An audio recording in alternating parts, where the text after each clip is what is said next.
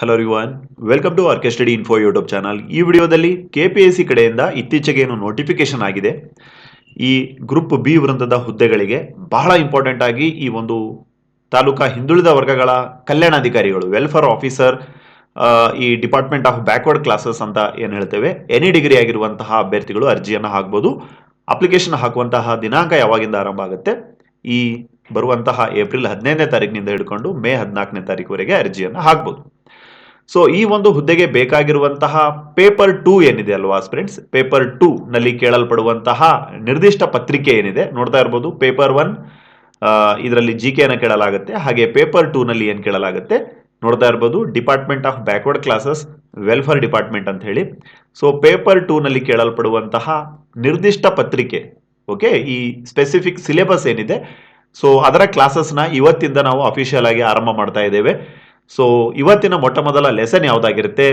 Reservation in India.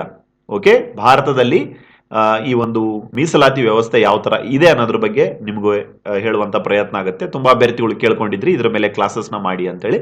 ಖಂಡಿತವಾಗಿಯೂ so ಈ ಒಂದು ಪೇಪರ್ 2 ಮೇಲೆ ಯಾರು ಹಿಡಿತವನ್ನ ಸಾಧಿಸ್ತೀರಾ, ಯಾರು ಆಯ್ತಾ ಇದರ ಮೇಲೆ ಒಂದು ಪಾಂಡಿತ್ಯವನ್ನ ಸಾಧಿಸ್ತೀರಾ, 100% ನಿಮ್ದೇನಾಗುತ್ತೆ ಈ ಏನು ಹಿಂದುಳಿದ ವರ್ಗಗಳ ಕಲ್ಯಾಣಾಧಿಕಾರಿಗಳು ಅಂತ ನಾವೇನ್ ಕರಿತೇವೆ, ಸೊ ಆ ಒಂದು ಹುದ್ದೆ ಪಡೆಯೋದ್ರಲ್ಲಿ ಯಾವುದೇ ಒಂದು ಅನುಮಾನ ಇಲ್ಲ.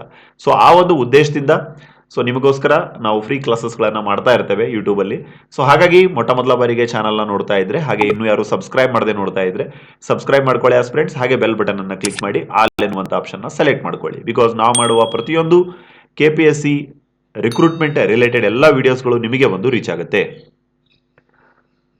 ಓಕೆ ಫ್ರೆಂಡ್ಸ್, ಐ ಹೋಪ್ ನಿಮಗೆಲ್ಲ ಆಲ್ರೆಡಿ ಗೊತ್ತಿರುತ್ತೆ. ನಾವು ಈ ಒಂದು ನೋಟಿಫಿಕೇಶನ್ ಆದಾಗ ವಿಡಿಯೋ ಮಾಡಿ ತಿಳಿಸಿದ್ವಿ, ಎನಿ ಡಿಗ್ರಿ ಆಗಿರುವಂತಹ ಅಭ್ಯರ್ಥಿಗಳು ಏನ್ ಮಾಡಬಹುದು, ಯಾವುದೇ ಒಂದು ಡಿಗ್ರಿ ಆಗಿರುವ ಅಭ್ಯರ್ಥಿಗಳು ಈ ಗೆಜೆಟೆಡ್ ಮ್ಯಾನೇಜರ್ ಅಥವಾ taluka backward class welfare officer ಅಂತ ಹೇಳಿ ಕರೀತಾರೆ. ಕನ್ನಡದಲ್ಲಿ ಹೇಳೋದಾದ್ರೆ ಪತ್ರಾಂಕಿತ ವ್ಯವಸ್ಥಾಪಕರು ಅಥವಾ ತಾಲೂಕಾ ಹಿಂದುಳಿದ ವರ್ಗಗಳ ಕಲ್ಯಾಣಾಧಿಕಾರಿಗಳ ಹುದ್ದೆಗೆ ಅರ್ಜಿಯನ್ನು ಹಾಕಬಹುದು ಅಂತ ಹೇಳಿ. ಸೊ ನೋಡ್ತಾ ಇರ್ಬೋದು, ಬಹಳ ಉನ್ನತವಾಗಿರುವಂತಹ ಆಲ್ಮೋಸ್ಟ್ ಒಂದು ಕೆಎಸ್ ಕ್ಯಾಡರ್ನ ಒಂದು ಹುದ್ದೆ ಆಗಿರುತ್ತೆ ಇದು, ಕೆಎಸ್ ಲೆವೆಲ್ನ ಒಂದು ಹುದ್ದೆ ಆಗಿರುತ್ತೆ ಇದು. ಹಾಗೆ ಯಾವುದೇ ರೀತಿ ಇಂಟರ್ವ್ಯೂ ಎಲ್ಲ ಇರೋದಿಲ್ಲ. ನೀವು ಪೇಪರ್ 1 ಪೇಪರ್ 2 ಚೆನ್ನಾಗಿ ಮಾಡಿಬಿಟ್ರೆ ಏನಾಗುತ್ತೆ, ನಿಮ್ಮ ಅಪಾಯಿಂಟ್ಮೆಂಟ್ ಏನಾಗುತ್ತೆ ಕನ್ಫರ್ಮ್ ಅಂತ ನಾವು ಅನ್ಕೋಬಹುದು. ಸೊ ಹಾಗಾಗಿ ಇವತ್ತಿಂದನೇ ನಿಮ್ಮ ಅಧ್ಯಯನ ಇದಕ್ಕೆ ಬೇಕಾಗುತ್ತೆ. ಸೊ ಮೊಟ್ಟ ಮೊದಲ ಯೂನಿಟ್, ಮೊಟ್ಟ ಮೊದಲ ವಿಡಿಯೋದ ಒಂದು ಭಾಗವನ್ನ, ಇಂಟ್ರೊಡಕ್ಷನ್ ಪಾರ್ಟ್ ಅನ್ನ ಇವತ್ತಿಂದ ನಾವು ಆರಂಭ ಮಾಡ್ತಾ ಇದ್ದೇವೆ. Let's begin. Reservation in India. ನೋಡಿ, ಇದು ತುಂಬಾನೇ ರಿಸರ್ಚ್ ಮಾಡಿ, ತುಂಬಾನೇ ಹೋಮ್ವರ್ಕ್ ಮಾಡಿ ನಿಮ್ಮ ಸಲುವಾಗಿ ತಗೊಂಡ್ ಬರ್ತಾ ಇದ್ದೇವೆ. ಸೊ ಹಾಗಾಗಿ ಈ ವಿಡಿಯೋಗೆ ದಯಮಾಡಿ ಲೈಕ್ ಕೊಡಿ. ಹಾಗೆ ನಿಮ್ಮ ಸ್ನೇಹಿತರು, ಫ್ಯಾಮಿಲಿ, ಫ್ರೆಂಡ್ಸ್ ಯಾರ್ಯಾರು ಈ ಹುದ್ದೆಗೆ ಅರ್ಜಿಯನ್ನು ಹಾಕ್ತಾ ಇದ್ದಾರೆ ಅಥವಾ ಹಾಕಬೇಕು ಅಂತ ಇದ್ದೀರಾ, ಸೊ ಅವರಿಗೆ ಎಲ್ಲರಿಗೂ ಈ ವಿಡಿಯೋವನ್ನ ಶೇರ್ ಮಾಡಿ ಆಸ್ಪತ್ರೆ. ಮೊಟ್ಟ ಮೊದಲನೇದಾಗಿ ರಿಸರ್ವೇಶನ್ ಇನ್ ಇಂಡಿಯಾ. ಓಕೆ, ಭಾರತದಲ್ಲಿ ಮೀಸಲಾತಿ ವ್ಯವಸ್ಥೆ. ಸೊ ಅದ್ರ ಮೇಲೆ ಪ್ರಶ್ನೆ ಬರುತ್ತಾ ಸರ್? 100% ಬರುತ್ತೆ. ಸೊ ನೋಡಿ, ಮೊಟ್ಟ ಮೊದಲ ಯೂನಿಟ್ ಏನು ಇಟ್ಟಿದ್ದಾರೆ ಇವರು, ರಿಸರ್ವೇಶನ್ ಇನ್ ಇಂಡಿಯಾ. ಕನ್ನಡದಲ್ಲಿ ಹೇಳೋದಾದ್ರೆ ಭಾರತದಲ್ಲಿ ಮೀಸಲಾತಿ ವ್ಯವಸ್ಥೆ. ಓಕೆ, ಮೀಸಲಾತಿ ವ್ಯವಸ್ಥೆ ಯಾವ ತರ ಇದೆ ಅದ್ರ ಮೇಲೆ ನಿಮಗೆ ಏನ್ ಕೇಳಲಾಗುತ್ತೆ, ಪ್ರಶ್ನೋತ್ತರಗಳನ್ನ MCQ ರೂಪದಲ್ಲಿ ಕೇಳಲಾಗುತ್ತೆ. ಯಾವುದೇ ರೀತಿ ಬರೆಯೋದಿರಲ್ಲ, ಎಲ್ಲವೂ ಟಿಕ್ ಮಾಡುವಂತ ಪೇಪರ್ಗಳು. OMR ಶೀಟ್ ಅಲ್ಲಿ ಟಿಕ್ ಮಾಡುವಂತ ಪೇಪರ್ಗಳು. 300 ಮಾರ್ಕ್ಸ್ ನ ಎಕ್ಸಾಮ್ ಇರುತ್ತೆ ನೋಡಿ, ಇದು ಪೇಪರ್ 2. ಹಾಗೆ ಪೇಪರ್ 1 ಸಹ 300 ಮಾರ್ಕ್ಸ್ ನ ಒಂದು ಎಕ್ಸಾಮ್ ಇರುತ್ತೆ. ಸೊ ಹಾಗಾಗಿ ಲೆಸನ್ ಮಾಡುವಾಗ ಬಹಳ ಗಮನವಿಟ್ಟು ಕೇಳಿ, ಹಾಗೆ ಪಾಯಿಂಟ್ಸ್ ಗಳನ್ನೆಲ್ಲ ಬರ್ಕೊಳ್ಳಿ. ಖಂಡಿತವಾಗಿಯೂ ಈ ವಿಡಿಯೋ ನೋಡಿ ಆದ್ಮೇಲೆ ನಿಮಗೆ 100% ಒಂದು ಕಾನ್ಫಿಡೆನ್ಸ್ ಬರುತ್ತೆ. ಈ ಟಾಪಿಕ್ ಅಲ್ಲಿ ಏನೇನಿದೆ, ಏನೆಲ್ಲ ಓದ್ಕೋಬೇಕಾಗತ್ತೆ ಸರ್ನಾ, ಅದನ್ನ ನಿಮಗೆ ಹೇಳ್ತಾ ಹೋಗ್ತೇವೆ. Let's begin. ನೋಡಿ, ಇಂಗ್ಲಿಷ್ ಅಲ್ಲಿದೆ. ಕನ್ನಡ ಅಭ್ಯರ್ಥಿಗಳಿಗೆ ಕನ್ನಡ ಮತ್ತು ಇಂಗ್ಲಿಷ್ ಎರಡೂ ಭಾಷೆಯಲ್ಲಿ ನಿಮಗೆ ಹೇಳುವಂತಹ ಪ್ರಯತ್ನ ಆಗುತ್ತೆ. ಸೊ ಹಾಗಾಗಿ ವಿಡಿಯೋ ಇಷ್ಟ ಆಗ್ತಾ ಇತ್ತು ಅಂತಂದ್ರೆ ದಯಮಾಡಿ ಲೈಕ್ ಕೊಡಿ. ಸೊ ನಿಮ್ಮ ಸಪೋರ್ಟ್ ಇಂದಾನೆ ಏನಾಗುತ್ತೆ, ನೆಕ್ಸ್ಟ್ ಕ್ಲಾಸಸ್ಗಳು ಬರ್ತಾ ಹೋಗ್ತವೆ. ಓಕೆ ಫ್ರೆಂಡ್ಸ್, ನೋಡಿ, ಇದು ಇಂಟ್ರಡಕ್ಷನ್ ಪಾರ್ಟ್ ಆಗಿರುತ್ತೆ. ಯಾಕೆ ನಮ್ಮ ಭಾರತದಲ್ಲಿ ಈ ಮೀಸಲಾತಿ ವ್ಯವಸ್ಥೆಯನ್ನ ಜಾರಿಗೆ ತಂದ್ರು ಅಂತ ಹೇಳಿ. ಸೊ ಅದ್ರ ಮೇಲೆ ಕೆಲವೊಂದು ಪ್ರಶ್ನೆಗಳನ್ನ ಕೇಳ್ತಾರೆ. ಮೊಟ್ಟ ಮೊದಲನೇದಾಗಿ ನೋಡಿ, ಇಂಟ್ರಡಕ್ಷನ್, ಈ ಒಂದು age old caste system. Okay, ಭಾರತದಲ್ಲಿ ಇದ್ದಂತಹ ಈ ಒಂದು ಪ್ರಾಚೀನ ಜಾತಿ ವ್ಯವಸ್ಥೆ ಏನಿತ್ತಲ್ವಾ, ಸೊ ಅದು ಏನಾಯ್ತು, ಈ ಒಂದು ಮೀಸಲಾತಿ ವ್ಯವಸ್ಥೆಗೆ ಜಾರಿಗೆ ತರೋದಕ್ಕೆ ಒಂದು ಮಹಾ ಕಾರಣ ಆಯ್ತು. ಸೊ ನಿಮ್ಗೆಲ್ಲ ಗೊತ್ತಿರುತ್ತೆ, ಈ ಒಂದು ಹಳೆಯ ಪ್ರಾಚೀನ ಕಾಲದಲ್ಲಿ ಹೈಯರ್ ಕ್ಯಾಸ್ಟ್, ಲೋವರ್ ಕ್ಯಾಸ್ಟ್, ಸರಿನಾ, ಈ ತರ ಡಿವೈಡ್ ಮಾಡ್ತಾ ಇದ್ರು ಜನರನ್ನ, ಸರಿನಾ, ಮೇಲ್ಜಾತಿಯವರು, ಕೆಳಜಾತಿಯವರು ಅಂತ ಹೇಳಿ, ಸರಿನಾ. ಆದ್ರೂ ಎಸ್ಪೆಷಲಿ ಯಾವಾಗ ಭಾರತಕ್ಕೆ ಬ್ರಿಟಿಷರು ಬಂದ್ರು, ಸರಿನಾ, ಬೇರೆ ಬೇರೆ ಕಾನೂನುಗಳನ್ನ ಅವರು ತಗೊಂಡ್ರು. ಸರಿನಾ, ಬೇರೆ ಬೇರೆ ಇದರಲ್ಲಿ ನಿಮಗೆ ಹೇಳ್ತಾ ಹೋಗ್ತೇವೆ. ಹಾಗೆಯೇ ಭಾರತಕ್ಕೆ ಯಾವಾಗ ಸ್ವತಂತ್ರ ಆಯಿತು, ಹಾಗೆ ಅದರ ಹಿಂದಿನ ದಿನಗಳಲ್ಲಿ ಬಹಳಷ್ಟು ಕೆಲವೊಂದು ಘಟನೆಗಳು ಆಯಿತು. ಯಾವುದಕ್ಕೆ ಸಂಬಂಧಪಟ್ಟಂಗೆ ಈ ಮೇಲ್ಜಾತಿಯ ಜನರನ್ನ ಅಪ್ಲಿಫ್ಟ್ಮೆಂಟ್ ಮಾಡೋದಕ್ಕೆ. ಅಪ್ಲಿಫ್ಟ್ಮೆಂಟ್ ಅಂತಂದ್ರೇನು, ಈ ಒಂದು ಮೇಲಕ್ಕೆ ತರೋದಕ್ಕೆ ಪ್ರತಿಯೊಂದು ಕ್ಷೇತ್ರದಲ್ಲಿ, ಸರಿನಾ. ಈ ಒಂದು ಎಜುಕೇಶನ್ ಆಗಿರ್ಬೋದು, ಉದ್ಯೋಗ ಆಗಿರ್ಬೋದು, ಸಾಮಾಜಿಕವಾಗಿ ಆಗಿರ್ಬೋದು, ಆರ್ಥಿಕವಾಗಿ ಆಗಿರ್ಬೋದು.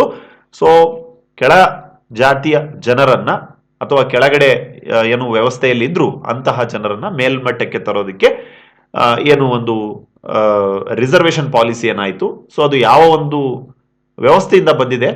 ಏಜ್ ಓಲ್ಡ್ ಕ್ಯಾಸ್ಟ್ ಸಿಸ್ಟಮ್, ಜಾತಿ ವ್ಯವಸ್ಥೆಯೇ ಇವತ್ತಿನ ರಿಸರ್ವೇಶನ್ಗೆ ಕಾರಣ ಆಗಿದೆ aspirants. Okay, so in a simple terms ಹೇಳಬೇಕಂತಂದ್ರೆ, ಈ ಒಂದು facilitating the access. Facilitating the access ಅಂತಂದ್ರೆ ಏನ್ ಸರ್? ನೋಡಿ, ಇಲ್ಲಿ ಓದ್ತಾ ಇದ್ದೇವೆ. ಫೆಸಿಲಿಟೇಟಿಂಗ್ ದ ಆಕ್ಸೆಸ್ ಅಂತಂದ್ರೆ, ಈ ಆಕ್ಸೆಸ್ ಅಂತಂದ್ರೇನು? ಸುಲಭಗೊಳಿಸು ಅಥವಾ ಅವರಿಗೆ ಒಂದು ಸರಿನಾ ಪ್ರವೇಶವನ್ನು ಒದಗಿಸು. ಯಾರ್ಯಾರಿಗೆ? ನಾವು ಆಲ್ರೆಡಿ ಹೇಳಿದ ಹಾಗೆ ಈ ಒಂದು ಪ್ರಾಚೀನ ವ್ಯವಸ್ಥೆಯಲ್ಲಿ, ಜಾತಿ ವ್ಯವಸ್ಥೆಯಲ್ಲಿ ಕೆಳಮಟ್ಟಕ್ಕೆ ದಬ್ಬಲ್ಪಟ್ಟಿದ್ರು, ಸರಿನಾ. ಸೊ ವಾಯ್ಸ್ಲೆಸ್ ಪೀಪಲ್ ಅಂತ ನಾವೇನು ಹೇಳ್ತೇವೆ, ಧ್ವನಿ ರಹಿತ ಜನ. ಸೊ ಅಂಥವರಿಗೆ ಈ ಒಂದು ಸರಿನಾ ಕೆಲವೊಂದು ನಾವು ಆಲ್ರೆಡಿ ಹೇಳಿದ ಹಾಗೆ ಉದ್ಯೋಗದಲ್ಲಿ, ಎಜುಕೇಶನ್ ಅಲ್ಲಿ, ಸರಿನಾ, ಈ ಪ್ರವೇಶವನ್ನ ಸುಲಭಗೊಳಿಸೋದಕ್ಕೆ ಈ ಒಂದು ರಿಸರ್ವೇಶನ್ ಅನ್ನ ತರಲಾಯಿತು. ಹಾಗೆಯೇ ಬಹಳ ಇಂಪಾರ್ಟೆಂಟ್ ಆಗಿ ಈ ಒಂದು ಹಿಸ್ಟಾರಿಕಲ್ ಇನ್ಜಸ್ಟಿಸ್ ಆಗಿತ್ತು ಅವರ ಜೊತೆಗೆ. ಓಕೆ, ಈ ಒಂದು ಐತಿಹಾಸಿಕ ಅನ್ಯಾಯ ಅಂತ ನಾವಿಲ್ಲಿ ಬರೆದಿದ್ದೇವೆ ನೋಡಿ. ಈ ಐತಿಹಾಸಿಕ ಅನ್ಯಾಯವನ್ನ ಈ ಕಡಿಮೆ ಮಾಡೋದಕ್ಕೆ ಅಥವಾ ಸಂಪೂರ್ಣವಾಗಿ ತೆಗೆದು ಹಾಕೋದಿಕ್ಕೆ ಈ ಒಂದು ರಿಸರ್ವೇಶನ್ ಪಾಲಿಸಿಯನ್ನ ನಾವು ಜಾರಿಗೆ ತರುವಂತಹ ಒಂದು ಸಮಯ ಬಂತು. ಹಾಗೆಯೇ ಈ ಒಂದು ರಿಸರ್ವೇಶನ್ ಪಾಲಿಸಿಯ ಬಗ್ಗೆ ನಮಗೆ ಸಮಾಜದಲ್ಲಿ ಪಾಸಿಟಿವ್ನು ಕಾಣುತ್ತೆ, ನೆಗೆಟಿವ್ನು ಕಾಣುತ್ತೆ. ಓಕೆ, ಪಾಸಿಟಿವ್ನು ಕಾಣುತ್ತೆ, ನೆಗೆಟಿವ್ನು ಕಾಣುತ್ತೆ. ಯಾಕಂತ ಹೇಳಿ ನೋಡೋದಾದ್ರೆ ನೋಡಿ, ಇಲ್ಲಿ ಈಗ ಸದ್ಯದ ರಿಸರ್ವೇಶನ್ ಪಾಲಿಸಿ ಯಾವ ತರ ಇದೆ ಅಂತಂದ್ರೆ ನಿಮ್ಮ ಸ್ಕ್ರೀನ್ ಮೇಲೆ ಇದೆ ನೋಡಿ. ಸರಿನಾ, ನೋಡಿ ಸರಿನಾ ಫ್ರೆಂಡ್ಸ್. SC-ಗೆ 15% ಕೊಡಬೇಕು ಅಂತ ಇದೆ, ST-ಗೆ 7.5% ಕೊಡಬೇಕು ಅಂತ ಇದೆ. ಹಾಗೆ OBC-ಗೆ ಎಷ್ಟಿದೆ? 27% ಕೊಡಬೇಕು ಅಂತೇಳಿ BP ಮಂಡಲ್ ಕಮಿಷನ್ ಅಂತ ಏನು ಬರುತ್ತೆ, ಇದೇ ಕ್ಲಾಸಲ್ಲಿ ಹೇಳ್ತೇವೆ ಮುಂದಕ್ಕೆ. ಸೊ ಅವ್ರೇನ್ ಮಾಡ್ತಾರೆ, ಇದನ್ನ ಹೇಳ್ತಾರೆ. ಸರಿನಾ ಫ್ರೆಂಡ್ಸ್. ಸೊ ಒಟ್ಟಾರೆಯಾಗಿ ಆಲ್ಮೋಸ್ಟ್ 50% ಅಥವಾ 49.5% ಏನಾಗಿದೆ ರಿಸರ್ವೇಶನ್ ಇತ್ತು. ಸೊ ಇತ್ತೀಚೆಗೆ ಏನಾಯ್ತು, 2019ರಲ್ಲಿ ಏನಾಯ್ತು, EWS ಎನ್ನುವಂತಹ ಒಂದು ಹೊಸ ಮೀಸಲಾತಿಯನ್ನು ಜಾರಿಗೆ ತಂದು 59.50 ಇಷ್ಟರ ಮಟ್ಟಿಗೆ ಅಂದ್ರೆ 10% ಎಕ್ಸ್ಟ್ರಾ ರಿಸರ್ವೇಶನ್ ಅನ್ನು ಕೊಡಲಾಯಿತು.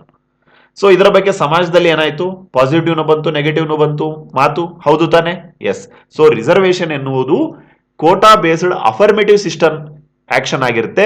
ಸೊ ಇದ್ರ ಬಗ್ಗೆ ಪಾಸಿಟಿವ್ನು ಇರುತ್ತೆ, ನೆಗೆಟಿವ್ನು ಇರುತ್ತೆ ಅಂತ ನಾವು ಅನ್ಕೋಬಹುದು. ಹಾಗೇನೆ it is governed by the policies backed by the Indian constitution. ಸರ್ಕಾರದ ಆಡಳಿತದ ನೀತಿಯಿಂದ ರೂಪಿಸಲ್ಪಟ್ಟಿರುತ್ತೆ. ಅದಕ್ಕೆ ಭಾರತ ಸಂವಿಧಾನದ ಅಮೂಲ್ಯವಾಗಿರುವಂತಹ ಒಂದು ಬೆಂಬಲ ಇರುತ್ತೆ. ಯಾವುದಕ್ಕೆ? ಈ ರಿಸರ್ವೇಶನ್ ಸಿಸ್ಟಮ್ನ ಜಾರಿಗೆ ಮಾಡೋದ್ರಲ್ಲಿ. ಸೊ ನಿಮಗೆ ಈಗೇನ್ ಗೊತ್ತಾಯ್ತು ಅಂತ ಹೇಳೋದಾದ್ರೆ, ಯಾಕೆ ರಿಸರ್ವೇಶನ್ ಪಾಲಿಸಿ ಜಾರಿಗೆ ಬಂತು ಯಾಕಂತ ಹೇಳಿ ನೋಡೋದಾದ್ರೆ, ಪ್ರಾಚೀನ ವ್ಯವಸ್ಥೆಯಲ್ಲಿ ಮೇಲ್ವರ್ಗ ಕೆಳವರ್ಗ ಈ ತರ ಡಿವೈಡ್ ಆಗಿತ್ತು. ನಿಮಗೆಲ್ಲ ಗೊತ್ತಿರುತ್ತೆ, ಸಮಾಜದಲ್ಲಿ ಓದಿರ್ತೀರ ಬುಕ್ಕಲ್ಲಿ. ಸೊ ಯಾರ್ಯಾರು ತುಳಿತಕ್ಕೊಳಗಾಗಿದ್ರು, ಆಯ್ತಾ, ಯಾರ್ಯಾರು ಡೌನ್ ಟ್ರೋಡನ್ ಅಂತ ನಾವೇನು ಹೇಳ್ತೇವೆ ಇಂಗ್ಲಿಷ್ ಅಲ್ಲಿ, ಸೊ ಅವರ ಒಂದು ಪ್ರವೇಶವನ್ನ ಬಹಳ ಸುಲಭಗೊಳಿಸೋದಕ್ಕೆ, ಅದು ಎಜುಕೇಶನ್ ಇನ್ಸ್ಟಿಟ್ಯೂಷನ್ಸ್ಗಳಾಗಿರ್ಬೋದು ಅಥವಾ ಈ ಒಂದು ಮತದಾನ ಮಾಡುವಂತ ವ್ಯವಸ್ಥೆಯಲ್ಲಿ ಆಗಿರ್ಬೋದು ಅಥವಾ ಜಾಬ್ಗಳಲ್ಲಿ ಆಗಿರ್ಬೋದು, ಯಾವುದೇ ಒಂದು ಫೆಸಿಲಿಟಿಯನ್ನು ಕೊಡೋದಕ್ಕೆ ಇದೊಂದು ಅಸ್ತ್ರ ಆಯಿತು. ಹಾಗೇನೆ ಈ ಐತಿಹಾಸಿಕ ಅನ್ಯಾಯ ನಡೀತಾ ಇತ್ತು, ಹಿಸ್ಟಾರಿಕಲ್ ಇನ್ಜಸ್ಟಿಸ್ ಏನ್ ನಡೀತಾ ಇತ್ತು ಕೆಳವರ್ಗದ ಜನರ ಜೊತೆ, ಸರಿನಾ. ಸೊ ಅಂತವರಿಗೆ ನ್ಯಾಯ ಕೊಡೋದಕ್ಕೆ ಈ ರಿಸರ್ವೇಶನ್ ಅನ್ನ ಜಾರಿಗೆ ತರಲಾಯಿತು. ಹಾಗೆ ರಿಸರ್ವೇಶನ್ ಬಗ್ಗೆ ಪಾಸಿಟಿವ್ನು ಇದೆ, ನೆಗೆಟಿವ್ನು ಇದೆ. ಸೊ ಅದು ಯಾವ ತರ ಅಂತ ನಾವು ಹೇಳಿದ್ವಿ ಇದೀಗ, ಸರಿನಾ ಫ್ರೆಂಡ್ಸ್. ಹಾಗೇನೆ ಬಹಳ ಮುಖ್ಯವಾಗಿ ಈಗ ಏನು ಸರ್ಕಾರ ಏನು ಮಾಡಿದೆ ಈ ರಿಸರ್ವೇಶನ್ ಪಾಲಿಸಿಗೆ, ಭಾರತ ಸಂವಿಧಾನದ ಒಂದು ಈ ಧನಾತ್ಮಕವಾಗಿರುವಂತಹ ಬೆಂಬಲ ಇದೆ. ಯಾಕಂತ ಹೇಳಿ ನೋಡೋದಾದ್ರೆ ಆರ್ಟಿಕಲ್ 14 ಇರ್ಬೋದು, ಆರ್ಟಿಕಲ್ 46 ಇರ್ಬೋದು, ಆರ್ಟಿಕಲ್ 15, 16, 17 ಕಂಟಿನ್ಯೂ ಆಗಿ ಏನ್ ಮಾಡ್ತವೆ, ಸಮಾನತೆಯ ಬಗ್ಗೆ, ಸರಿನಾ, ಹಾಗೆ ಈ ಒಂದು ತಾರತಮ್ಯ ಮಾಡಬಾರದು ಅನ್ನೋದ್ರ ಬಗ್ಗೆನೇ ಹೇಳ್ತಾ ಬರ್ತವೆ. ನಿಮ್ಗೆ ಇದೇ ಕ್ಲಾಸಲ್ಲಿ ಹೇಳ್ತಾ ಹೋಗ್ತೇವೆ, ಸರಿನಾ ಫ್ರೆಂಡ್ಸ್.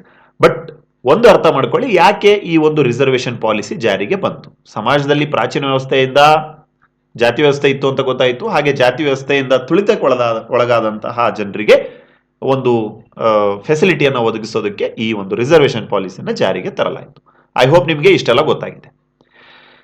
ಸರ್ನಾ ಫ್ರೆಂಡ್ಸ್? ಓಕೆ. ಸೊ ನೋಡಿ, ಇದನ್ನ ಇನ್ನೂ ನಿಮಗೆ ಬಹಳ ಸಂಕ್ಷಿಪ್ತವಾಗಿ ಹೇಳ್ಬೇಕಂತಂದ್ರೆ, ಒಂದು ಕುಟುಂಬ ಇರುತ್ತೆ ಅನ್ಕೊಳ್ಳಿ. ಆ ಕುಟುಂಬದಲ್ಲಿ ಸರಿನಾ ಒಂದು 2 ಅಥವಾ 3 ಮಕ್ಕಳಿರ್ತಾರೆ ತಂದೆ ತಾಯಿಗಳಿಗೆ. ಸೊ ಅದರಲ್ಲಿ ಮೊದಲನೇ ಮಗ ಚೆನ್ನಾಗಿರ್ತಾರೆ, 2 ಮತ್ತೆ 3ನೇ ಮಗ ಸ್ವಲ್ಪ ಆಯ್ತಾ ಅವರಿಗೆ ಏನೋ ಒಂದು ಹೆಲ್ತ್ ಇಶ್ಯೂಸ್ನಿಂದಾಗಿ ಅವರು ಆಕ್ಟಿವ್ ಆಗಿ ಪಾರ್ಟಿಸಿಪೇಟ್ ಮಾಡೋದಕ್ಕೆ ಆಗಲ್ಲ, ಯಾವುದೇ ಒಂದು ಫೀಲ್ಡ್ ಅಲ್ಲಿ ಇರ್ಬೋದು. ಸೊ ತಂದೆ ತಾಯಿಗಳು ಸಹಜವಾಗಿ ಏನ್ ಮಾಡ್ತಾರೆ, 2ನೇ ಮತ್ತೆ 3ನೇ ಮಗುವಿಗೆ ಏನ್ ಮಾಡ್ತಾರೆ, ಜಾಸ್ತಿ ಪ್ರೀತಿಯನ್ನ ಕೊಡ್ತಾರೆ. ಅವ್ರಿಗೆ ಏನ್ ಬೇಕು ಫೆಸಿಲಿಟಿಯನ್ನ ಮಾಡಿ ಕೊಡ್ತಾರೆ ತಾನೆ. ಎಸ್, ಯಾಕಂತೇಳಿ ನೋಡೋದಾದ್ರೆ ಅವರು ಆಕ್ಟಿವ್ ಆಗಿ ಎಲ್ಲಾ ಒಂದು ಕ್ಷೇತ್ರದಲ್ಲಿ ಪಾರ್ಟಿಸಿಪೇಟ್ ಮಾಡ್ಲಿ, ನಾರ್ಮಲ್ ಮಗು ತರ ಅಂತ ಹೇಳಿ. ಎಸ್, ಸೊ ರಿಸರ್ವೇಶನ್ ಅಷ್ಟೇ ಸರಿನಾ, ಸಮಾಜದಲ್ಲಿ ತುಳಿತಕ್ಕೆ ಒಳಗಾದಂತಹ 2ನೇ ಮತ್ತೆ 3ನೇ ಮಗು ಅಂತ ನಾವೇನ್ ಹೇಳಿದ್ವಿ, ಸೊ ಆ ತರ ಅಂತ ನಾವು ಅನ್ಕೊಂಡು, ಸೊ ಅವರಿಗೆ ಒಂದು ಫೆಸಿಲಿಟಿಯನ್ನು ಕೊಡೋದಕ್ಕೆ ಈ ಒಂದು ರಿಸರ್ವೇಶನ್ ಪಾಲಿಸಿಯನ್ನ ಜಾರಿಗೆ ತರಲಾಯಿತು. ಅದಕ್ಕೆ ಅಮೂಲ್ಯವಾಗಿರುವಂತಹ ಒಂದು ಬೆಂಬಲ ಯಾವುದಿದೆ, ಇಂಡಿಯನ್ ಕಾನ್ಸ್ಟಿಟ್ಯೂಷನ್ದು. ಓಕೆ ಆಸ್ಪಿರೆಂಟ್ಸ್, ನೋಡಿ ಇಡೀ ಲೆಸನ್ ಹೆಂಗ್ ಹೋಗುತ್ತೆ ಅಂತ ಹೇಳಿ ನೋಡೋದಾದ್ರೆ, ಲೆಸನ್ ಜೊತೆಗೆ ರಿಸರ್ವೇಶನ್ ಜೊತೆಗೆ ಇಂಡಿಯನ್ ಕಾನ್ಸ್ಟಿಟ್ಯೂಷನ್ ನಿಮಗೆ ಪಾಸ್ ಆಗ್ತಾ ಇರುತ್ತೆ, ಎರಡೂ ನಿಮಗೆ ಗೊತ್ತಾಗ್ತಾ ಇರುತ್ತೆ. ಸೊ ಎಕ್ಸಾಮ್ ಅಲ್ಲಿ ಪ್ರಶ್ನೆಗಳನ್ನ ಕೇಳಲಾಗುತ್ತೆ. ಈಗ ನೋಡೋಣ ಹಿಸ್ಟಾರಿಕಲ್ ಬ್ಯಾಕ್ಗ್ರೌಂಡ್ ನ ನೋಡೋಣ. ಹಿಸ್ಟಾರಿಕಲ್ ಬ್ಯಾಕ್ಗ್ರೌಂಡ್ ಅಂದ್ರೆ ಏನ್ ಸರ್? ಹಿಸ್ಟಾರಿಕಲ್ ಬ್ಯಾಕ್ಗ್ರೌಂಡ್ ಅಂತಂದ್ರೆ ಐತಿಹಾಸಿಕ ಹಿನ್ನೆಲೆ. ಇವತ್ತು ಏನು ನಿಮ್ಮ ಸ್ಕ್ರೀನ್ ಮೇಲೆ ನೋಡ್ತಾ ಇದ್ರಲ್ವಾ, ರಿಸರ್ವೇಶನ್ ಪರ್ಸೆಂಟೇಜ್ ಇನ್ ಇಂಡಿಯಾ ಅಂತ ನಾವು ಬರ್ದಿದ್ದೇವಲ್ವಾ, ಸ್ಕ್ರೀನ್ ಶಾಟ್ ತಗೊಳ್ಳಿ, ಬರ್ಕೊಳ್ಳಿ, ಎಕ್ಸಾಮ್ ಅಲ್ಲಿ ಕೇಳ್ತಾರೆ ಸರಿನಾ. SC ಗೆ ಎಷ್ಟಿದೆ, ST ಗೆ ಎಷ್ಟಿದೆ, OBC ಗೆ ಎಷ್ಟಿದೆ, ಹಾಗೆ EWS ಯಾವ ತರ ಬಂತು, ಇದನ್ನೆಲ್ಲವನ್ನ ನಾಳೆ ನಿಮಗೆ ಎಕ್ಸಾಮ್ ಅಲ್ಲಿ ಕೇಳಲಾಗುತ್ತೆ. ಸೊ ಅದನ್ನೇ ನಿಮಗೆ ಹೇಳ್ತಾ ಇದ್ದೇವೆ. ಐ ಹೋಪ್ ನಿಮಗೆ ಗೊತ್ತಾಗ್ತಾ ಇದೆ ಅಂತೇಳಿ ಭಾವಿಸ್ತೇವೆ. ನಾವೇನೇನು ಪಾಠ ಮಾಡ್ತಾ ಇದ್ದೇವೆ ನಿಮಗೆ. ದಯಮಾಡಿ ಲೈಕ್ ಕೊಡಿ, ಹಾಗೆ ನಿಮ್ಮ ಎಲ್ಲ ಸ್ನೇಹಿತರಿಗೆ ಶೇರ್ ಮಾಡಿ. ಓಕೆ ಫ್ರೆಂಡ್ಸ್, ನೋಡಿ ಹಿಸ್ಟಾರಿಕಲ್ ಬ್ಯಾಕ್ಗ್ರೌಂಡ್ ನ ಇವತ್ತು ನಾವು ಕಲ್ತ್ಕೊಂಡು ನೆಕ್ಸ್ಟ್ ಕ್ಲಾಸ್ ಅಲ್ಲಿ ಮಂಡಲ್ ಕಮಿಷನ್ ನ ಅಧ್ಯಯನ ಮಾಡೋಣ. ಬಹಳ ಇಂಪಾರ್ಟೆಂಟ್ ಟಾಪಿಕ್ ಅದು, ಟಾರ್ಗೆಟ್ ಮಾಡಿ ಪ್ರಶ್ನೆಗಳನ್ನ ಕೇಳಲಾಗುತ್ತೆ ಇದ್ರ ಮೇಲೆ. ಸೊ ನಿಮ್ಮ ಸಲುವಾಗಿ ತುಂಬಾನೇ ಹೋಮ್ವರ್ಕ್ ಮಾಡಿದ್ದೇವೆ ಸರಿನಾ. ತುಂಬಾ ಜನ ಅಭ್ಯರ್ಥಿಗಳು ಈ ಹಿಂದಿನ ಕ್ಲಾಸಸ್ ನಾವು ಮಾಡಿದಾಗ ಕಮೆಂಟ್ ಅಲ್ಲಿ ಕೇಳ್ಕೊಂಡಿದ್ರು, ಸರ್ ಇದ್ರ ಮೇಲೆ ಕ್ಲಾಸಸ್ ಮಾಡಿ ಅಂತೇಳಿ. ಸೊ ತುಂಬಾನೇ ರಿಸರ್ಚ್ ಮಾಡಿ ಏನೇನು ಆಯ್ತಾ ನಿಮಗೆ ಹೇಳಬೇಕು ಅನ್ನೋದನ್ನ ತುಂಬಾನೇ ಓದ್ಕೊಂಡು ನಿಮಗೆ ಹೇಳ್ತಾ ಇರ್ತೇವೆ. ಸೊ ಹಾಗಾಗಿ ವಿಡಿಯೋಗೆ ಲೈಕ್ ಕೊಡಿ, ಹಾಗೆ ನಿಮ್ಮ ಎಕ್ಸ್ಪೀರಿಯನ್ಸ್ ನ ಕಮೆಂಟ್ ಸೆಕ್ಷನ್ ಅಲ್ಲಿ ತಿಳಿಸಿ. ಸೊ ನಮಗೆ ಅದು ಏನಾಗುತ್ತೆ, ಒಂದು ಬೆಂಬಲ ಸಿಗುತ್ತೆ. ರೈಟ್, ಹಿಸ್ಟಾರಿಕಲ್ ಬ್ಯಾಕ್ಗ್ರೌಂಡ್ ನ ಅಧ್ಯಯನ ಮಾಡಿ ಇವತ್ತಿನ ಕ್ಲಾಸ್ ಅನ್ನ ಕಂಪ್ಲೀಟ್ ಮಾಡೋಣ. ನೋಡಿ, ವಿಲಿಯಂ ಹಂಟರ್ ಅಂತ ಬರ್ತಾರೆ. ಯಾರು? William hunter. ಅವ್ರ ಜೊತೆಗೆ ಯಾರು? ನಮ್ಮ ಪ್ರೀತಿಯ ಜ್ಯೋತಿರಾವ್ ಫುಲೆ ಸರಿನಾ. ಸೊ ಈ ಇಬ್ಬರು ವ್ಯಕ್ತಿಗಳು ಸೇರ್ಕೊಂಡು 1882ರಲ್ಲಿ ಸರಿನಾ ಈ ಒಂದು ಜಾತಿ ವ್ಯವಸ್ಥೆಯನ್ನ ಎರಾಡಿಕೇಶನ್ ಮಾಡೋದಿಕ್ಕೆ, ಎರಾಡಿಕೇಶನ್ ಅಂದ್ರೆ ಏನು, ನಿರ್ಮೂಲನೆ ಮಾಡೋದಿಕ್ಕೆ ಈ ಒಂದು ರಿಸರ್ವೇಶನ್ ಪಾಲಿಸಿ ಬೇಕಾಗುತ್ತೆ ನಮ್ಮ ಇಂಡಿಯಾಗೆ ಅಂತೇಳಿ ಮೊಟ್ಟ ಮೊದಲ ಬಾರಿಗೆ ಕನಸು ಕಂಡಂತಹ ವ್ಯಕ್ತಿಗಳು ಯಾರು ಅಂತ ನಿಮ್ಮನ್ನು ಕೇಳಿದ್ರೆ ಶ್ರೀ ವಿಲಿಯಂ ಹಂಟರ್ ಹಾಗೆ ಜ್ಯೋತಿರಾವ್ ಫುಲೆ. ಐ ಹೋಪ್ ನೀವು ಇವರ ಹೆಸರನ್ನ ಕೇಳಿರ್ತೀರ. ಸೊ ಏನ್ ಮಾಡಿದ್ರಂತೆ, 1882ರಲ್ಲಿ ಏನು ಚಳವಳಿಗಳು ನಡೀತಾ ಇತ್ತು, ಈ ಸಾಮಾಜಿಕ ಚಳವಳಿಗಳು ನಡೀತಾ ಇತ್ತು. ಸಮಾಜದಲ್ಲಿ ಇದ್ದಂತಹ ಕೆಲವೊಂದು ಇಲ್ ಪ್ರಾಕ್ಟಿಸಸ್ ಅಂದ್ರೆ ಕೆಟ್ಟ ಸತಿ ಪದ್ಧತಿ ಸಿಸ್ಟಮ್ ಇರ್ಬೋದು, ಅಥವಾ ಅಸ್ಪೃಶ್ಯತೆ, ಅನ್ಟಚಬಿಲಿಟಿ ಇರ್ಬೋದು, ಅದರ ವಿರುದ್ಧ ಹೋರಾಡ್ತಾ ಇದ್ರು. ಸೊ ಅವಾಗ ಅವ್ರಿಗೆ ಗೊತ್ತಾಗುತ್ತೆ, ಈ ಕೆಳ ವರ್ಗದ ಏನು ಜನರು ಇರ್ತಾರೆ ಅವ್ರನ್ನ ನಾವು ಮೇಲೆತ್ತೋದಕ್ಕೆ ರಿಸರ್ವೇಶನ್ ಬೇಕಾಗತ್ತೆ ಅಂತ ಹೇಳಿ ಕನಸು ಕಂಡಂತಹ ವ್ಯಕ್ತಿಗಳು ಯಾರು ಅಂತ ಎಕ್ಸಾಮ್ ಅಲ್ಲಿ ಕೇಳಿದ್ರೆ Shri William hunter and Jyotirao Phule. Okay, so ಕನಸು ಕಂಡು ಬಿಟ್ಬಿಟ್ರ? ಇಲ್ಲ, ಅದಾಗಿ ಸ್ವಲ್ಪ ವರ್ಷಗಳು ಆದ್ಮೇಲೆ, ಆಫ್ಟರ್ ದ ಲಾಂಗ್ ಗ್ಯಾಪ್ ಅಂತ ಹೇಳ್ತೀವಲ್ವಾ, ಎಸ್. ಸೊ ಇವತ್ತಿನ ಏನು ರಿಸರ್ವೇಶನ್ ನೋಡ್ತಾ ಇದ್ದೀರಲ್ವಾ, ಇಲ್ಲಿ ತೋರಿಸಿದ್ವಲ್ವಾ ನಿಮಗೆ, ನೋಡಿ ಇದು ರಿಸರ್ವೇಶನ್ ಇನ್ ಇಂಡಿಯಾ 2024 ಸಿಸ್ಟಮ್ ಏನು ನೋಡ್ತಾ ಇದ್ದೀರಲ್ವಾ, ಎಸ್. ಸೊ ಈ ಒಂದು ಸಿಸ್ಟಮ್ ನ ಒಂದು ಕನಸು ಅಥವಾ ಮಗು ಯಾವುದು ಅಂತ ಹೇಳೋದಾದ್ರೆ 1933ರಲ್ಲಿ 1933ಯಲ್ಲಿ ಸರಿನಾ, 1933ಯಲ್ಲಿ ಈ ಬ್ರಿಟಿಷ್ ಪ್ರೈಮ್ ಮಿನಿಸ್ಟರ್ ಆಗಿದ್ದಂತಹ ರಾಮ್ಸೆ ಮ್ಯಾಕ್ಡೊನಾಲ್ಡ್, ನೋಡಿ ಹೆಸರು ಹೆಂಗಿದೆ, ರಾಮ್ಸೆ ಮ್ಯಾಕ್ಡೊನಾಲ್ಡ್ ಎನ್ನುವಂತವ್ರು ಏನ್ ಮಾಡ್ತಾರಂತೆ, ಈ ಕಮ್ಯುನಲ್ ಅವಾರ್ಡ್ ಎನ್ನುವಂತಹ ಒಂದು ಏನ್ ಮಾಡ್ತಾರೆ, ಒಂದು ರೂಲ್ಸ್ ಅನ್ನ ಅವರು ರೆಡಿ ಮಾಡ್ತಾರೆ, ಒಂದು ಆಕ್ಟ್ ಅನ್ನ ಮಾಡ್ತಾರೆ. ಕಮ್ಯುನಲ್ ಅವಾರ್ಡ್ ಅಂತಂದ್ರೆ ಏನ್ ಸರ್? ಅಲ್ಲಿ ಕಮ್ಯುನಲ್ ಅವಾರ್ಡ್ ಅಂತಂದ್ರೇನು, ಈ ಒಂದು ಪ್ರತ್ಯೇಕ ಮತದಾನದ ವ್ಯವಸ್ಥೆ ಅಂತ ನಾವು ಕರಿಬಹುದು ಕನ್ನಡದಲ್ಲಿ, ಅಥವಾ ಜಾತಿ ಪ್ರಾತಿನಿಧ್ಯತೆ ಅಂತ ಕರಿಬಹುದು. ಓಕೆ, ಕಮ್ಯುನಲ್ ಅವಾರ್ಡ್ ಅಂತಂದ್ರೇನು ಕನ್ನಡದಲ್ಲಿ ನೋಡಿ, ಕಮ್ಯುನಲ್ ಹೈಲೈಟ್ ಮಾಡ್ತಾ ಇದೀವಿ ನೋಡಿ. ಕಮ್ಯುನಲ್ ಅವಾರ್ಡ್ ಅಂತಂದ್ರೇನು, ಈ ಪ್ರತ್ಯೇಕ ಮತದಾನ ವ್ಯವಸ್ಥೆ ಅಥವಾ ಕೋಮು ಅಥವಾ ಜಾತಿ ಪ್ರಾತಿನಿಧ್ಯತೆ ಅಂತ ಹೇಳಿ ಅರ್ಥ. ಇದೇನಂತ ಹೇಳ್ತೇವೆ, ಬಟ್ ಅರ್ಥ ಮಾಡ್ಕೊಳ್ಳಿ ಇವರ ಹೆಸರನ್ನ. ಯಾರು ಪ್ರೈಮ್ ಮಿನಿಸ್ಟರ್ ಆಗಿದ್ರು ಇಂಗ್ಲೆಂಡ್ದು, ಓಕೆ, ರಾಮ್ಸೆ ಮ್ಯಾಕ್ಡೊನಾಲ್ಡ್ ಅವರು ಕಮ್ಯುನಲ್ ಅವಾರ್ಡ್ ಎನ್ನುವಂತಹ ಒಂದು ಯೋಜನೆಯನ್ನ, ಒಂದು ಆಕ್ಟ್ ಅನ್ನ ಜಾರಿಗೆ ತರ್ತಾರೆ, ಇಂಟ್ರೊಡ್ಯೂಸ್ ತರ್ತಾರೆ 1933ರಲ್ಲಿ. ಸರಿನಾ ಸ್ಟೂಡೆಂಟ್ಸ್? ಓಕೆ. ಹಾಗೇನೆ ಇದರ ಅನ್ವಯ ಏನಾಯ್ತು ಅಂತ ಹೇಳೋದಾದ್ರೆ, ಈ ಕಮ್ಯುನಲ್ ಅವಾರ್ಡ್ ಅಥವಾ ಜಾತಿ ಪ್ರಾತಿನಿಧ್ಯತೆ ಅಥವಾ ಸಾಮುದಾಯಿಕ ಪ್ರಶಸ್ತಿ ಅಂತ ನಾವು ಕರಿಬಹುದು ಕನ್ನಡದಲ್ಲಿ. ಸೊ ಇದನ್ನ ಯಾವಾಗ ಜಾರಿಗೆ ತಂದ್ರಲ್ವಾ, ಇದರಿಂದ ಏನಾಯ್ತು ಅಂತ ಹೇಳೋದಾದ್ರೆ, separate electorate for Muslims, ಸಿಖ್ಸ್, Indian Christians, Anglo Indians, Europeans and Dalits. So ಈ ಒಂದು ಕಮ್ಯುನಲ್ ಅವಾರ್ಡ್ ಎನ್ನುವಂತಹ ಆಕ್ಟ್ ನಿಂದ, ಕಮ್ಯುನಲ್ ಅವಾರ್ಡ್ ಎನ್ನುವಂತಹ ಒಂದು ಕಾಯ್ದೆಯಿಂದ ಆದಂತಹ ಉಪಯೋಗ ಏನು ಅಂತ ನೋಡೋದಾದ್ರೆ, ಅವಾಗ ಏನು ಎಲೆಕ್ಷನ್ಸ್ಗಳು ನಡೀತಾ ಇತ್ತಲ್ವಾ, ಆ ಎಲೆಕ್ಷನ್ಸ್ಗಳಲ್ಲಿ ಒಂದು ಪ್ರತ್ಯೇಕವಾಗಿರುವಂತಹ ಮತದಾನ ವ್ಯವಸ್ಥೆ ಜಾರಿಗೆ ಬಂತು. ಯಾವುದರಿಂದ? ಈ ಕಮ್ಯುನಲ್ ಅವಾರ್ಡ್ನಿಂದ.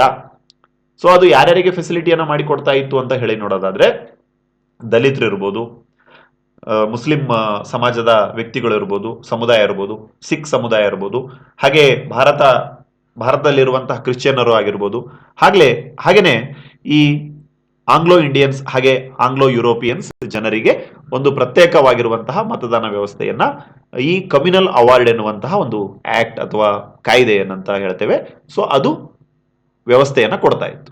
ಎಸ್ಪೆಷಲಿ ಈ ಸಪರೇಟ್ ಎಲೆಕ್ಟೊರೇಟ್ಸ್, ಪ್ರತ್ಯೇಕ ಮತದಾನದ ವ್ಯವಸ್ಥೆ ಅಂತ ಹೇಳಿ ಅರ್ಥ. ಸರ್ ಹಾಗಾದ್ರೆ ಇದನ್ನ ಯಾಕೆ ನಾವು ಓದ್ತಾ ಇದೀವಿ ಅಂತ ಹೇಳಿ ನೋಡೋದಾದ್ರೆ, ನೋಡಿ ಇವತ್ತಿನ ರಿಸರ್ವೇಶನ್ ಇನ್ ಇಂಡಿಯಾ, ಎಸ್ಸಿಗೆ 15%, ಎಸ್ಟಿಗೆ 7%, ಒಬಿಸಿಗೆ 27% ಗೊತ್ತಿದೆ ಅಲ್ವಾ, EWS 10%. ಎಸ್, ಇದರ ಜನ್ಮ ಪಡ್ಕೊಂಡಿದ್ದೆ ಈ ಒಂದು ಕಮ್ಯುನಲ್ ಅವಾರ್ಡ್ ನಿಂದ. ಸರಿನಾ ಸ್ಪ್ಲಿಟ್? ಸರ್ ಎಕ್ಸಾಮ್ ಅಲ್ಲಿ ಕೇಳ್ತಾರೆ, 100% ಕೇಳ್ತಾರೆ, ರೈಟ್. ಹಾಗಾದ್ರೆ ಈಗ ನೋಡೋಣ ಕೆಲವೊಂದು ಇಂಪಾರ್ಟೆಂಟ್ ಘಟನೆಗಳು ಆಗ್ತವೆ. ಇದು ಯಾವಾಗ ಸಪರೇಟ್ ಎಲೆಕ್ಟೊರೇಟ್ ಬರುತ್ತಲ್ವಾ, ಸೊ ಇದರ ವಿರುದ್ಧವಾಗಿ 1933 ಹಿಡ್ಕೊಂಡು 1922 ಹಿಡ್ಕೊಂಡು ಏನಾಗುತ್ತೆ, ಕೆಲವೊಂದು ಸರಿನಾ ಈ ಒಂದು ಅನ್ಈಸಿನೆಸ್ ಸ್ಟಾರ್ಟ್ ಆಗುತ್ತೆ ಅಲ್ಲಿ. ಯಾರ್ಯಾರ ನಡುವೆ? ಮಹಾತ್ಮ ಗಾಂಧೀಜಿ ಹಾಗೆ ಅಂಬೇಡ್ಕರ್ ಅವರ ನಡುವೆ. ನೋಡಿ, ಮಹಾತ್ಮ ಗಾಂಧೀಜಿ ಮತ್ತು ಅಂಬೇಡ್ಕರ್ ಅವರ ನಡುವೆ, ಶ್ರೀ ಅಂಬೇಡ್ಕರ್ ಅವರ ನಡುವೆ ಏನಾಗುತ್ತೆ, ಒಂದು ಇಶ್ಯೂಸ್ ನಡೀತಾ ಇರುತ್ತೆ. ಏನಂತ ಹೇಳಿ ನೋಡೋದಾದ್ರೆ, ಈ ಗಾಂಧೀಜಿ ಅವರದ್ದು ಮತ್ತೆ ಕಾಂಗ್ರೆಸ್ ಏನ್ ಪಕ್ಷ ಇತ್ತು ಅವಾಗ, ಸೊ ಅವರ ವಾದ ಏನಾಗಿತ್ತು, ಈ ತರ ಸಪರೇಟ್ ಎಲೆಕ್ಟೊರೇಟ್ ವ್ಯವಸ್ಥೆ ಜಾರಿಗೆ ಬಂತು ಅಂತಂದ್ರೆ, ಅರ್ಥ ಮಾಡ್ಕೊಳ್ಳಿ, ಸಪರೇಟ್ ಆಗಿ ಸರಿನಾ, ನಾವು ಒಂದ್ ವೇಳೆ ವ್ಯವಸ್ಥೆ ನಾವು ಈ ಮುಸ್ಲಿಮರಿಗೆ ಆಗಿರ್ಬೋದು, ಸಿಖ್ಖರಿಗೆ ಆಗಿರ್ಬೋದು, ಇಂಡಿಯನ್ ಕ್ರಿಶ್ಚಿಯನ್ಸಿಗೆ ಆಗಿರ್ಬೋದು, ದಲಿತರಿಗಾಗಿರ್ಬೋದು, ಆಂಗ್ಲೋ ಇಂಡಿಯನ್ಸಿಗೆ ಆಗಿರ್ಬೋದು, ಈ ತರ ಸಪರೇಟ್ ನಾವು ಮಾಡ್ತಾ ಹೋದ್ರೆ ದೇಶದಲ್ಲಿ ಏನಾಗೋದಿಲ್ಲ, ಒಗ್ಗಟ್ಟಿರೋದಿಲ್ಲ. ಹಾಗೇನೆ ಬಹಳ ಇಂಪಾರ್ಟೆಂಟ್, ಅವಾಗಿನ ಆಯ್ತಾ ಈಗಿನ ಐಕಾನ್ ಆಗಿದ್ದಂತಹ ಮಹಾತ್ಮ ಗಾಂಧೀಜಿ ಅವರು ಏನ್ ಮಾಡ್ತಾರೆ, ಇದಕ್ಕೆ ತುಂಬಾ ಅಪೋಸನ ಮಾಡಿ ಉಪವಾಸವನ್ನ ಕೂಡ್ತಾರೆ. ಈ ಕಮ್ಯುನಲ್ ಅವಾರ್ಡ್ ಎನ್ನುವಂತಹ ಆಕ್ಟ್ ಏನಿತ್ತು, ಏನು ದಲಿತರಿಗೆ ಹಾಗೆ ಅಲ್ಪಸಂಖ್ಯಾತರಿಗೆ ಒಂದು ಸಪರೇಟ್ ಮತದಾನದ ವ್ಯವಸ್ಥೆ ಏನಿತ್ತು, ಅದನ್ನ ನೀವು ಮಾಡಬಾರ್ದು ಅಂತ ಹೇಳಿ. ಯಾಕಂತ ಹೇಳಿ ನೋಡೋದಾದ್ರೆ, ಭಾರತ ಏನಾಗತ್ತೆ ಇದರಿಂದ ಸರಿನಾ, ಈ ಜಾತಿ ಆಧಾರಿತ ಆಯ್ತಾ, ನಾವು ಏನ್ ಟ್ರೈ ಮಾಡ್ತಾ ಇದ್ದೇವೆ, ಜಾತಿಯನ್ನ ನಿರ್ಮೂಲನೆ ಮಾಡಬೇಕು ಅಂತ ಹೇಳಿ. ಇದರಿಂದ ಏನಾಗುತ್ತೆ, ಈ ಒಂದು ಸಪರೇಟ್ ಎಲೆಕ್ಟೊರೇಟ್ ನಿಂದ ಏನಾಗುತ್ತೆ, ಭಾರತ ಏನಾಗಲ್ಲ, ಭಾರತವಾಗಿ ಉಳಿಯೋದಿಲ್ಲ. ಭಾರತ ಸಪರೇಟ್ ಅದು ಏನಾಗುತ್ತೆ, ಪೀಸ್ ಆಗಿ ಒಡೆದೋಗುತ್ತೆ. ದಯಮಾಡಿ ಅದನ್ನ ಬೇಡ ಅಂತ ಹೇಳಿ ಮಹಾತ್ಮ ಗಾಂಧೀಜಿಯವರು ಹಾಗೆ ಕಾಂಗ್ರೆಸ್ ಪಕ್ಷ ಏನ್ ಮಾಡುತ್ತೆ, ಅಪೋಸ್ ಮಾಡುತ್ತೆ. ಸೊ ಅವಾಗ ಏನು ಅದರ ಪರವಾಗಿದ್ರು, ಸಪರೇಟ್ ಎಲೆಕ್ಟೊರೇಟ್ ನ ಪರವಾಗಿರುವಂತಹ ಶ್ರೀ ಡಾಕ್ಟರ್ BR ಅಂಬೇಡ್ಕರ್ ಏನ್ ಮಾಡ್ತಾರೆ, ಅವರು ಪೂನಾ ಒಪ್ಪಂದಕ್ಕೆ ಸಹಿ ಹಾಕ್ಬೇಕಾಗತ್ತೆ. ಸೊ ಅದರ ಅನ್ವಯ ಏನಾಗುತ್ತೆ ಅಂತ ಹೇಳಿ ನೋಡೋದಾದ್ರೆ, ಒಂದೇ ಒಂದು ಎಲೆಕ್ಷನ್ ನಡೆಯುತ್ತೆ. ಅದರಲ್ಲಿ ಏನು ಹಿಂದುಳಿದ ಹಿಂದೂಗಳಲ್ಲೇ ಹಿಂದುಳಿದ ಈ ಒಂದು ಜನರೇನಿರ್ತಾರೆ ಅವರಿಗೆ ಕೆಲವೊಂದು ರಿಸರ್ವೇಶನ್ ಕೊಡುವಂತಹ ವ್ಯವಸ್ಥೆ. ಸರಿನಾ? ಈ ಒಂದು ಚುನಾವಣಾ ವ್ಯವಸ್ಥೆಯಲ್ಲಿ ಆಯ್ತಾ, ಒಂದೇ ಎಲೆಕ್ಷನ್ ನಡೀತಾ ಇರುತ್ತೆ. ಆ ಒಂದು ಎಲೆಕ್ಷನ್ ಅಲ್ಲಿ ಯಾರು ಈ ಒಂದು ಸಾಮಾಜಿಕವಾಗಿ ಹಿಂದುಳಿದಿರ್ತಾರೆ, ಸೊ ಅಂತಹ ಜನಾಂಗಕ್ಕೆ ಕೆಲವೊಂದು ರಿಸರ್ವೇಶನ್, ಕೆಲವೊಂದು ಸೀಟ್ಗಳನ್ನು ಕೊಡುವಂತಹ ಒಪ್ಪಂದಕ್ಕೆ ಸಹಿ ಹಾಕ್ತಾರೆ. ಅದುವೇ ಪೂನಾ ಪ್ಯಾಕ್ಟ್, ಪೂನಾ ಒಪ್ಪಂದ ಅಂತೇಳಿ ಇದನ್ನ ಕರೀತಾರೆ. ಸರಿನಾ? ಸೆಪ್ಟೆಂಬರ್ 24, 1932 ಇದೇನಾಗುತ್ತೆ, ಒಪ್ಪಂದಕ್ಕೆ ಸಹಿ ಹಾಕಲ್ಪಡ್ತಾರೆ ಪೂನಾದ ಸೆಂಟ್ರಲ್ ಜೈಲಲ್ಲಿ. ಸರಿನಾ? ಅದೊಂದು ಪ್ಲೇಸ್ ಅದು, ಯರವಾಡ ಐ ಥಿಂಕ್.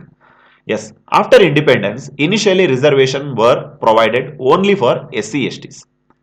ಸರಿನಾ ಫ್ರೆಂಡ್ಸ್? ಸೊ ಅಪ್ ಟು 1991-92ರವರೆಗೆ ಸರಿನಾ ರಿಸರ್ವೇಶನ್ ಎನ್ನುವುದು ಕೇವಲ SC ಮತ್ತು ST ಜನಾಂಗಕ್ಕೆ ಮಾತ್ರ ಸೀಮಿತವಾಗಿತ್ತು. ಸೊ ಬರ್ತಾ ಬರ್ತಾ ಏನಾಯ್ತು, ಯಾವಾಗ ಜನತಾ ಪಾರ್ಟಿ ಐ ಥಿಂಕ್ ಅಧಿಕಾರಕ್ಕೆ ಬರುತ್ತೆ ಸೆಂಟ್ರಲ್ ಅಲ್ಲಿ, OBC ಓಕೆ, ಇವತ್ತಿನ OBC ಅಂತ ನಾವೇನ್ ನೋಡ್ತೇವೆ 27% ಏನಿದೆ, ಆ ಒಂದು ರಿಸರ್ವೇಶನ್ ಅನ್ನ ಜಾರಿಗೆ ತರಬೇಕು ಎನ್ನುವಂತಹ ಒಂದು ಯೋಜನೆಯನ್ನ ಜಾರಿಗೆ ತರಲಾಗುತ್ತೆ, ಆ ಒಂದು ರೆಕಮೆಂಡೇಶನ್ ಅನ್ನ ಮಾಡಲಾಗುತ್ತೆ. ಹಾಗೆ ಆ ಒಂದು ರೆಕಮೆಂಡೇಶನ್ ಅನ್ನ ಮಾಡಿ ಒಂದು ಕಮಿಟಿಯನ್ನ ನೇಮಕ ಮಾಡಲಾಗುತ್ತೆ. ಅದುವೇ ಯಾರು? ಮಂಡಲ್ ಕಮಿಷನ್ ಅಂತ ಹೇಳಿ, BP ಮಂಡಲ್ ಕಮಿಷನ್ ಅಂತ ಹೇಳಿ. ಸರಿನಾ friends? Yes. So BP Mandal commission ಅಂತಂದ್ರೆ ಏನು ನೋಡಿ, BP ಮಂಡಲ್ ಕಮಿಷನ್ಗೆ ಇನ್ನೊಂದು ಹೆಸರಿದೆ, ಎಕ್ಸಾಮ್ ಅಲ್ಲಿ ಬಹಳ ಸಲ ಕೇಳಿದ್ದಾರೆ, SEBC ಅಂತ ಕರೀತಾರೆ. SEBC ಏನಿದು? SEBC ಅಂದ್ರೆ socially educationally backward classes commission.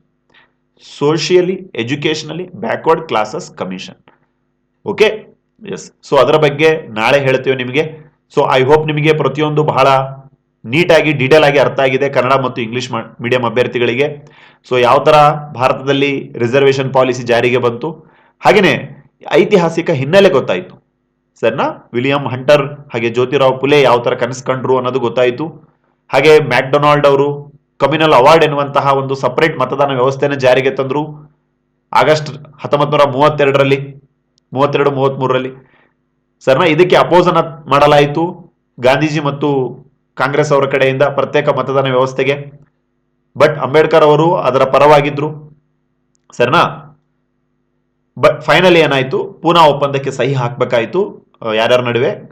Mahatma Gandhiji ಹಾಗೆ ಡಾಕ್ಟರ್ BR ಅಂಬೇಡ್ಕರ್ ಅವರ ನಡುವೆ. ಸೊ ಇದರ ಅನ್ವಯ ಏನಾಯ್ತು, single Hindu electorate with certain reservation in it. ಸರಿನಾ? ಒಂದು ಸಿಂಗಲ್ ಎಲೆಕ್ಷನ್ ನಡೆಸಬೇಕಾಗತ್ತೆ.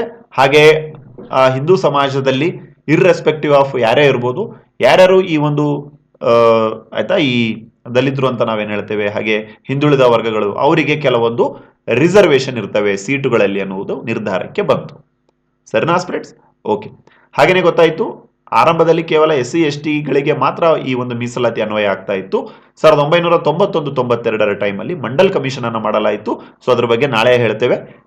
ಆ ಒಂದು ಮಂಡಲ್ ಕಮಿಷನ್ಗೆ ಇನ್ನೊಂದು ಹೆಸರಿಂದ ಕರೀತಾರೆ SEBC ಅಂತ ಹೇಳಿ. ಸರಿನಾ ಫ್ರೆಂಡ್ಸ್? ಓಕೆ, ನೆಕ್ಸ್ಟ್ ಕ್ಲಾಸಸ್ ಅಲ್ಲಿ ಮಂಡಲ್ ಕಮಿಷನ್ ನ ಬಗ್ಗೆ ಬಹಳ ಡೀಟೇಲ್ ಆಗಿ ಅಧ್ಯಯನ ಮಾಡೋಣ. ಹಾಗೆ ಬಹಳ ಇಂಪಾರ್ಟೆಂಟ್ ಆಗಿ ಇಂದಿರಾ ಸಹಾನಿ ಕೇಸ್ ಅಂತಂದ್ರೆ ಏನು, ಅದು ಯಾವ ತರ ಈ ಒಂದು ಸರ್ನಾ ಈ EWS ನ ಬಗ್ಗೆ ಏನು ಹೇಳುತ್ತೆ, ಸೊ ಅದ್ರ ಬಗ್ಗೆ ಎಲ್ಲ ನಾಳೆ ನಿಮಗೆ ಗೊತ್ತಾಗುತ್ತೆ. ಐ ಹೋಪ್ ನಿಮಗೆ ಪ್ರತಿಯೊಂದು ಗೊತ್ತಾಗಿದೆ ಅಂತೇಳಿ ಭಾವಿಸ್ತೇವೆ. ಗೊತ್ತಾಗಿದೆ ಅಂತಂದ್ರೆ ದಯಮಾಡಿ ಲೈಕ್ ಕೊಡಿ, ಹಾಗೆ ನಿಮ್ಮ ಒಂದು ಅಭಿಪ್ರಾಯವನ್ನ ಆಯ್ತಾ, ನಿಮ್ಮ ಒಂದು ಒಪಿನಿಯನ್ ನ ಕಮೆಂಟ್ ಸೆಕ್ಷನ್ ಅಲ್ಲಿ ತಿಳಿಸಿ. Thank you for listening. ಮತ್ತೆ ನೆಕ್ಸ್ಟ್ ಕ್ಲಾಸ್ ಅಲ್ಲಿ ಸಿಗೋಣ. Thank you for listening. God bless you.